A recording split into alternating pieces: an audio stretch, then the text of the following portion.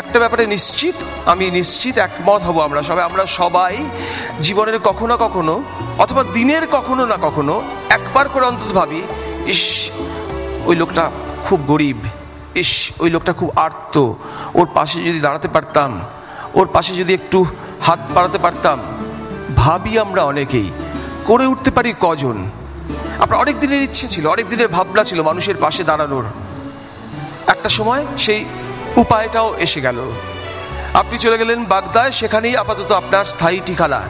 সাইকেলে করে ক্রমাগত বাগদার এই প্রান্ত থেকে প্রান্ত ঘুরে বেড়াচ্ছেন, অসুস্থ মানুষের পাশে গিয়ে দাঁড়াচ্ছেন, প্রয়োজনে অ্যাম্বুলেন্স জোগাড় করছেন, সেই অ্যাম্বুলেন্সে করে কলকাতায় নিয়ে আসছেন। সবসময় দুস্থ এবং আর্তের পাশে দাঁড়ানোর জন্য এই কলকাতার সম্ভ্রান্ত বংশের মহিলা আপনি এই মুহূর্তে বাগদাকেই ঠিকানা করে নিলেন। আপনি অনন্য সাধারণ। আনজুয়ারা বিবি, আপনাকে মঞ্চে আসার জন্য অনুরোধ করছি।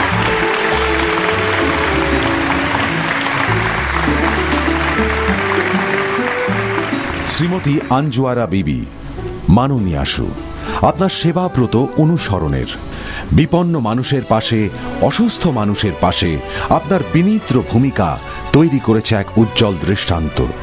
দুস্থ অসহায় গ্রামবাসীদের কাছে অপরিহার্য আপনার সহৃদয় উপস্থিতি। আপনাকে সম্মান জানাতে পেরে 24 ঘন্টা অনন্য সম্মান 1417 গর্বিত। আপনার দীর্ঘ সুস্থ কর্মময় জীবন আমাদের কাম্য।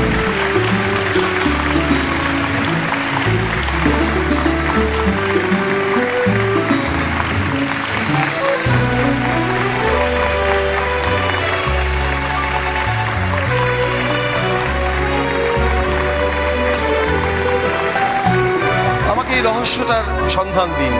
আমরা সবাই চাই এরকম করতে পারি না, করে উঠতে পারি না। সবারই ছোটখাটো অনেক ধরনের সংকীর্ণ গণ্ডির মধ্যে থেকে যায়, সংকীর্ণ বলি বা যাই হোক, গণ্ডির মধ্যে থেকে যায়। আপনি পারলেন কিভাবে? এটা ঈশ্বরের দান কিনা জানি না। যখন আমার কানে একটু এসে পৌঁছায় কারো সমস্যা হয়েছে বা কেউ বিপদের মধ্যে পড়েছে, আমি যতক্ষণ না তাদের জন্য কিছু করতে পারি ততক্ষণ আমি নিজে খেতেও পারি না, আর নিজে সারাদিন শান্তিতেও থাকতে পারি না। অনেক অশান্তি, অনেক অস্থিরতা, তবে অনেক মানুষের স্থিরতা অনেক মানুষের শান্তিকে ডেকে আনে। আপনাকে অনেক ধন্যবাদ। আপনি এভাবে এগিয়ে চলুন এবং দয়া করে আমাদের জন্য এই একই রকম প্রেরণার রাস্তাটা খুলে রাখবেন। অনেক ধন্যবাদ আনজুয়ারা বিবি।